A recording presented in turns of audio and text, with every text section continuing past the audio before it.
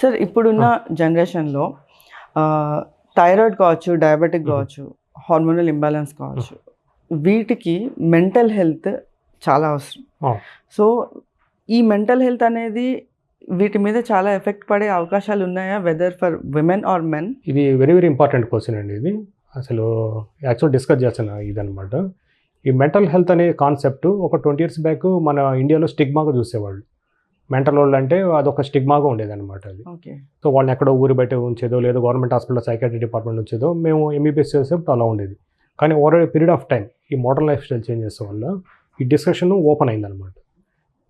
అంటే దీనివల్ల ఇంతకుముందు మనం డిస్కస్ చేసినట్లు our urbanization led to nuclear families. అంటే ఓన్లీ ఇద్దరు పేరెంట్స్ ఉంటారు మ్యాక్సిమం, లేదంటే అన్ఫార్చునేట్లీ ఈ కాలంలో సింగిల్ మదర్ సింగిల్ ఫాదర్ అనేది తక్కువ అనుకుంటాను, అండ్ చిల్డ్రన్ ఉంటున్నారు అన్నమాట.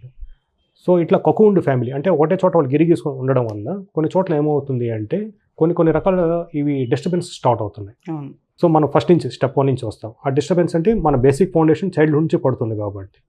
యాక్చువల్గా మన హ్యూమన్స్ అనేది సోషల్ యానిమల్స్ అంటే we to interact with other social beings. Yes.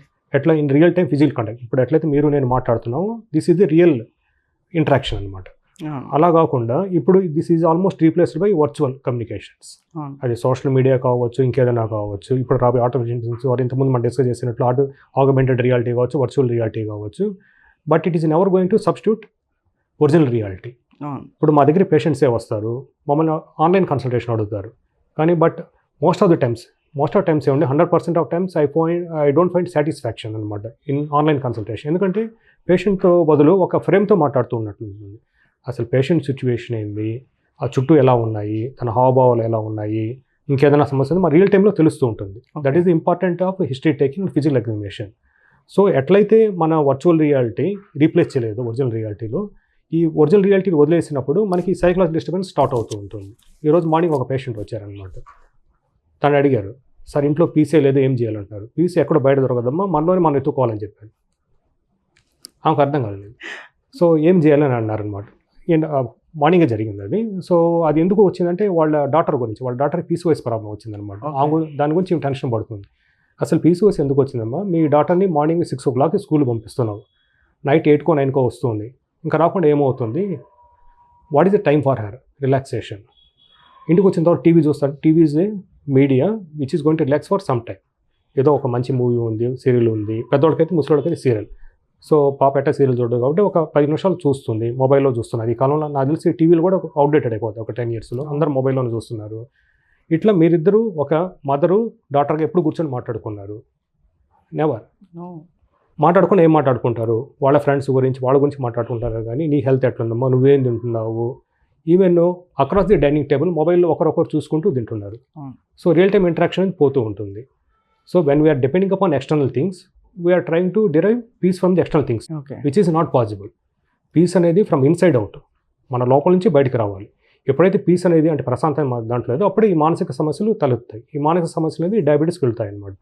So ఆమెకి నేనేం చెప్పాను అంటే, పీస్ కోసం మీరు హిమాలయాలు ఎత్తుకోవాల్సిన అవసరం లేదు, కోయంబత్తూరు ఆశ్రమాలు ఎత్తుకోవాల్సిన అవసరం లేదు, మీలో మీరు ఎత్తుకోండమా, దేవుడు నీ హృదయంలో ఉన్నాడని చెప్పాను అనమాట. అర్థమైన వాళ్ళకి అర్థం అవుతుంది, అర్థం కాని వాళ్ళకి ఇంకా అంతే. అది as a doctor I have to stop that because I got my limit they. So అయితే సార్ జనరల్గా ఇప్పుడు చూసుకుంటే చిన్న పిల్లల దగ్గర నుంచి కూడా మొబైల్స్కి అడిక్ట్ అయిపోవడము, లేకపోతే అసలు మనం సోషల్గా అసలు ఎవరితోటి మింగిల్ అవ్వడం అనేది చూడట్లేదు అసలు ఇప్పుడున్న సిచ్యువేషన్లో. సో అయితే ఒక సర్టెన్ పీరియడ్ వచ్చేటప్పటికి అంటే చిన్నప్పటి నుంచి డయాబెటిక్ ఉన్న వాళ్ళకి ఒక మనం చూసుకున్నట్లయితే కొంతమంది ఎర్లీగా మెచ్యూర్ అవ్వడము, కొంతమంది లేట్గా మెచ్యూర్ అవ్వడం జరుగుతున్నాయి. అయితే ఇది కూడా మెంటల్ హెల్త్కి రిలేటెడ్. ఎగ్జాక్ట్లీ.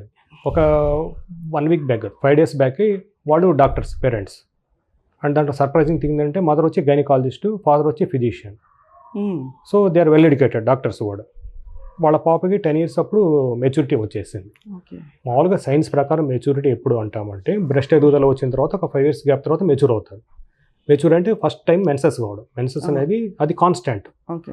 12 years నుంచి 15 years లోపల మెచ్యూర్ అవుతారనమాట, ఒక 3 years లోపల. అలా కాకుండా 2 years ముందే మెచ్యూర్ అయినారు అనుకోండి, అంటే వాళ్ళు ఆల్రెడీ ముందు నుంచి వాళ్ళ బ్రెస్ట్ డెవలప్మెంట్ అంతా వచ్చినట్లు. ఇక్కడ సర్ప్రైజింగ్ థింగ్ అంటే వాళ్ళ మదర్ గైనకాలజిస్ట్ అయ్యి షీ మిస్డ్ ఎంటైర్ థింగ్. అంటే నేను వాళ్ళు క్వశ్చన్ చేయలేదు. That means there is a gap between one generation next generation. అంటే ఈ మేడం చాలా బిజీగా ఉండి ప్రాక్టీస్ చేసుకుంటూ వాళ్ళ కూతుర్ని పట్టించుకోకపోయి ఉండొచ్చు, లేదు కొంతమంది ఒక పాత సామెత ఉందన్నమాట, పెరటి చెట్టు వైద్యం పనికి రాదు అనేది. అంటే మనం ఏమనుకుంటాము యాజ్ ఎ డాక్టర్, అది సేమ్ నాకు కూడా అప్లై అవుతుంది, మా పిల్లలకి నేను ట్రీట్మెంట్ ఇవ్వను అనమాట. ఇదంతా నార్మల్ అని మనం అనుకుంటూ ఉండొచ్చు, మన పిల్లలకి కాదు కాబట్టి అబ్నార్మల్ కాదు అనుకుండొచ్చు, కానీ అప్పుడు జరగాల్సిన డ్యామేజ్ జరిగిపోయి ఉంటుంది. నేను అనుకోవడం ఆ పాపకి 6-7 సంవత్సరాల్లో మెచ్యూరిటీ స్టార్ట్ అయింది. సో బ్రెస్ట్ ఎదుగుదల అంతా వచ్చి 10 years మెచ్యూర్ అయిపోయింది అనమాట. సో 10 years మెచ్యూర్ అయినప్పుడు ఏం జరుగుతుంది, వాళ్ళకి ఈ హార్మోన్స్, లేడీస్ హార్మోన్ ముందుగానే వచ్చేస్తుంది.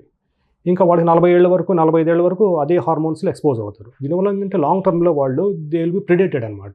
ఫర్ ఎగ్జాంపుల్ వాళ్ళకి తొందరగా ఎదిగారు, సో వాళ్ళు కొంతమందికి ఆబ్జెక్ట్స్ ఆఫ్ అండేజెడ్ మిగులుతారనమాట.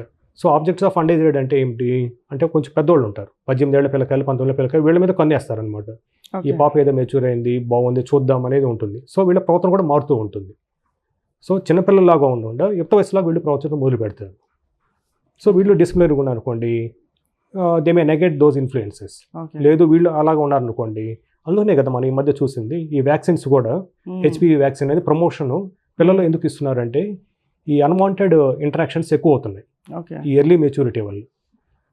రెండవది ఏంటంటే దీని గురించి వదిలేస్తే మోస్ట్ ఇంపార్టెంట్ వచ్చి ఎక్కువ ఎక్స్పోజ్ అయిపోద్ది వాళ్ళకి క్యాన్సర్ రిస్క్ కూడా పెరుగుతాయి. బ్రెస్ట్ క్యాన్సర్ కావచ్చు, యూట్రస్ క్యాన్సర్ కావచ్చు. ఎందుకు పెరుగుతున్నాయంటే ఇదే అండి కారణం, ఈ మోడర్న్ లైఫ్ స్టైల్ చేంజెస్ వల్ల పెరుగుతున్నాయి. ఓకే, సో దీనికి మెయిన్ గా రీజన్స్ ఏమంటాయి సార్? అంటే ఇప్పుడు వాళ్ళ పేరెంట్స్ కి వాళ్ళకి వాళ్ళు కరెక్ట్ ఇదిగా ఉన్నా కూడా పిల్లలకి ఇట్లా ఎర్లీ మెచ్యూరిటీ సిమ్టమ్స్ రావడానికి అది దేనికి కారణమై ఉండొచ్చు? మేబీ ఫుడ్ ఆర్ లైఫ్ స్టైలా, లేకపోతే వాళ్ళు తీసుకునే ఇంటేక్ వల్ల, దానికి రీజన్ ఏంటి మెయిన్? దీనికి రకరకాల కారణాలు. సో ఇంతకుముందు ఉదాహరణ మనం తీసుకుంటే ఒకటి వచ్చి lack of parental interaction. Okay, parent interaction లేనప్పుడు ఏం జరుగుతూ ఉంటుంది అంటే పేరెంట్స్ని బ్లేమ్ చేయడం కాదు, so children try to derive pressure from something else. ఇంటికి పెట్టేప్పుడు పేరెంట్స్ ఉంటారు, వాళ్ళు బిజీగా ఉంటారు, వీళ్ళు బిజీగా ఉంటారు, నెక్స్ట్ వెంటనే వీళ్ళు ఏం చేస్తారు, ఫోన్ మీద పడతారు. ఎందుకంటే సెల్ఫ్ రెగ్యులేషన్ ఉండదు కాబట్టి, వాళ్ళకి ఎక్సర్సైజ్ చేయాలని అవగాహన ఉండదు. సో ఏజ్లో ఎక్సర్సైజ్ చేయాలి, ఒకప్పుడు 10 ఏళ్ల సంవత్సరాలు పిల్లలు ఆడుకునేవాళ్ళు అవగాహన ఉండదు. సో ఫోన్ మీద పడతారు, that is centre life style. రోజు ఏం చేస్తారు, ఖాళీగా ఉన్నప్పుడు బోర్ కొడుతుంది, ఏదో ఒకటి తింటారు, ఫ్రిడ్జ్లో తీసి తింటారు, అక్కడేం లేకపోతే స్విగ్గీ జొమాటోలో ఆర్డర్ ఇచ్చి తెప్పించుకుంటారు. అవి కూడా ఏం తెప్పించుకుంటారు, high calorie dense foods like మన పిజ్జా బర్గర్లు కావచ్చు, క్రీమ్ స్టోన్ నుంచి ఐస్ క్రీమ్స్ కావచ్చు, అన్ని తెప్పించుకొని తింటారు. అవి అంతా హై ఫ్యాట్ ఫుడ్ కంటెంట్, ఆ ఫ్యాట్ లోపల పోయే కొద్దీ అవి ఈస్ట్రోజన్స్గా మారుతూ ఉంటాయి, మన హార్మోన్స్గా మారుతూ ఉంటుంది. సో అందువల్ల వాళ్ళు ఎర్లీగా మెచ్యూర్ అయ్యేదానికి ఛాన్సెస్ ఎక్కువ అవుతుంది అనమాట. ఇదొక ఫ్యాక్టర్, ఏది వాళ్ళ ఇంటరాక్షన్ తగ్గే కొద్దీ. రెండోది వచ్చి జెనెటిక్ ఫ్యాక్టర్స్. ఆల్రెడీ మదరు ఎర్లీగా మెచ్యూర్ అయింది, డాక్టర్ కూడా మెచ్యూర్ అనుకోండి, కానీ ఈ ఛాన్సెస్ చాలా తక్కువ అనమాట. ఏదో చాలా అరుదైన కేసులో 100 మందిలో ఒకరు చూస్తాం, కానీ మోస్ట్ ఆఫ్ ది టైమ్స్ ఎందుకు మెచ్యూర్ అవుతున్నారు అంటే ఈ సెక్యులర్ ట్రెండ్ అంటారనమాట. సెక్యులర్ ట్రెండ్ అంటే ఒబిసిటీ పెరిగే కొద్దీ వీళ్ళ మెచ్యూరిటీ ముందుకు వచ్చేసి ఈ హార్మోన్స్ ఎక్కువైపోయి వీళ్ళకి మెచ్యూరిటీ వచ్చేస్తుంది, దాంతో మెన్సెస్ స్టార్ట్ అవుతాయి అనమాట. మెన్సెస్ స్టార్ట్ అయిన తర్వాత ఇంత ముందు మనం డిస్కస్ చేసిన రకరకాల ప్రాబ్లమ్స్.